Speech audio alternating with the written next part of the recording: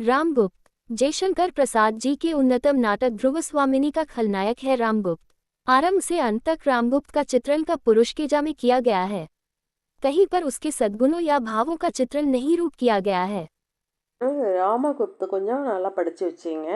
ராமகுப்தில் வந்து ஜெய்சங்கர் பிரசாத் வந்து அவர்களின் உயர்ந்த நாடகமான துருவசுவாமினியில் வந்து ராமகுப்தன் வந்து ஒரு கொடூரமான பாத்திரமாக இதில் வந்து சித்தரித்திருக்கிறார்.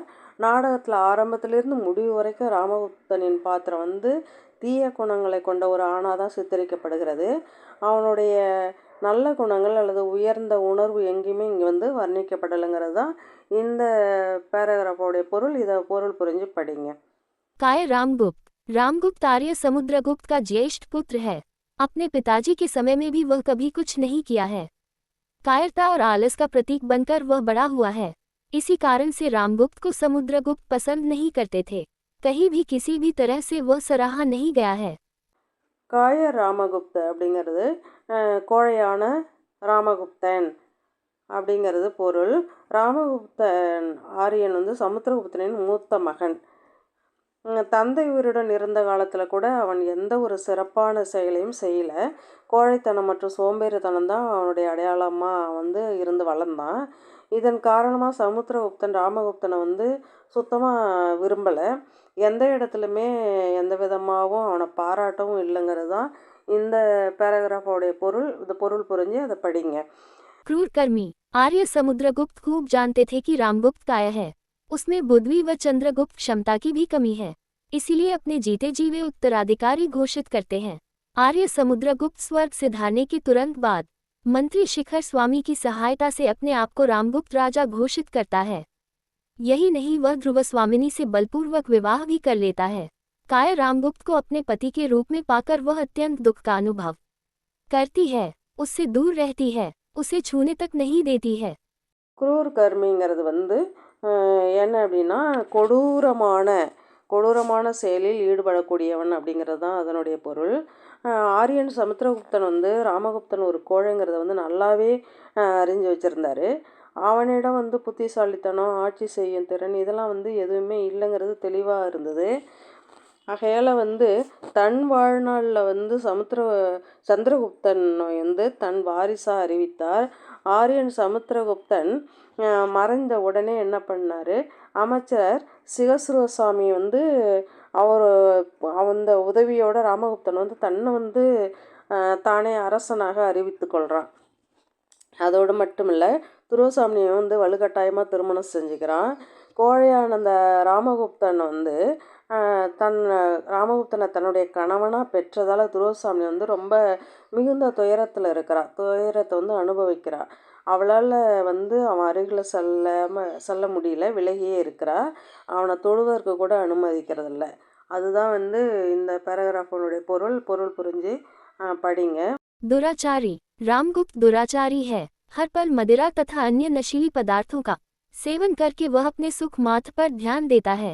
कायरता, दुष्टता तथा दुराचार का ही रूप बनकर वह पाठकों के सामने आता है। துராசாரிங்கிறது வந்து ஒழுக்கக்கேடானவன் அப்படிங்கிறது தான் அதனுடைய பொருள். ராமகுப்தன் ஒரு ஒழுக்கமற்ற மனிதன்.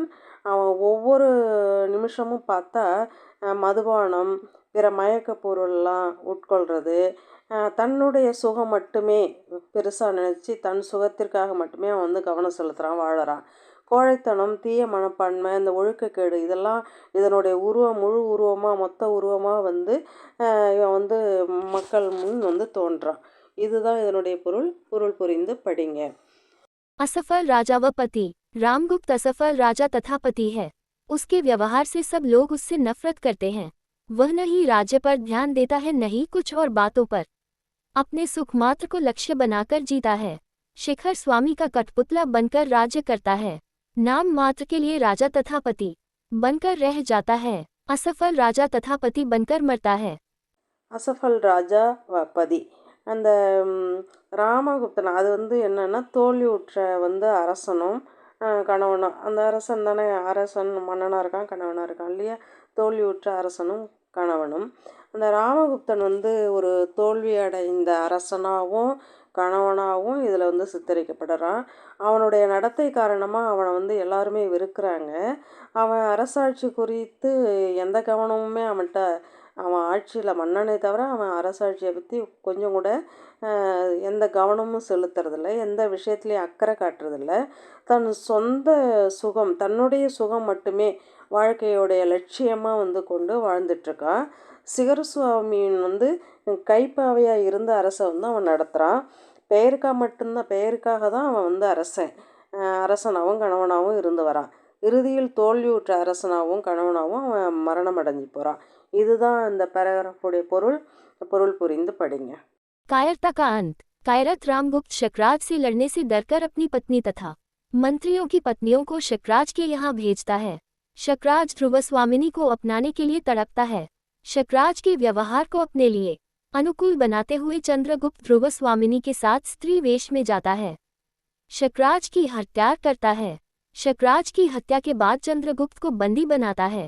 चंद्रगुप्त पर वार करना चाहता है, तब तक सामंत कुमार रामगुप्त को मार डालता है।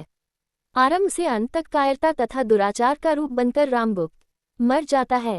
पाठकों के सामने उसका चरित्र गिरा हुआ बनता है। காயர்தா கா அந்த் அப்படின்னா கோழைத்தனத்தினுடைய முடிவுன்னு அர்த்தம். கோழையான ராமகுப்தன் வந்து என்ன பண்ணுறான், சக மன்னர்களுடன் போரிடுறதுக்கு அஞ்சு தன் மனைவியையும் அமைச்சர்கள் மனைவியெல்லாம் வந்து அந்த மற்ற மன்னர்கள்ட்ட அனுப்பி வைக்கிறான். அப்படி அனுப்பும்போது அரசன் துருவசுவாமியை வந்து தன் வசமாக்க வேண்டுமென்று வெகு ஆசைப்படுகிறான்.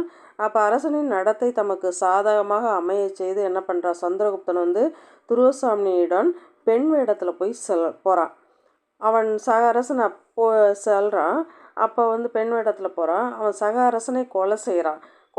கொலைப்பட்ட பிறகு சந்திரகுப்தன் வந்து சிறைப்பிடிக்கப்படுறான்.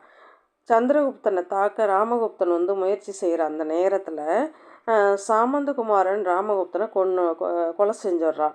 இப்போ ஆரம்பத்துலேருந்தே முடிவு வரைக்கும் பார்த்திங்கன்னா கோழைத்தனமும் ஒழுக்கக்கேடு இதெல்லாம் கொண்ட உருவமாகவே ராமகுப்தன் வந்து இங்கே இருக்கான். இதுதான் வந்து அவனுடைய பாத்திரம் வந்து இது வந்து அப்போ மக்கள் மத்தியில் வந்து அவனுடைய கேரக்டர் வந்து எப்படி இருக்குன்னா ஒரு கீழ்த்தரமானமாக தான் வந்து இதில் இருக்குது. இதுதான் வந்து இந்த பேராகிராஃபோடைய பொருள் புரிஞ்சு படிங்க.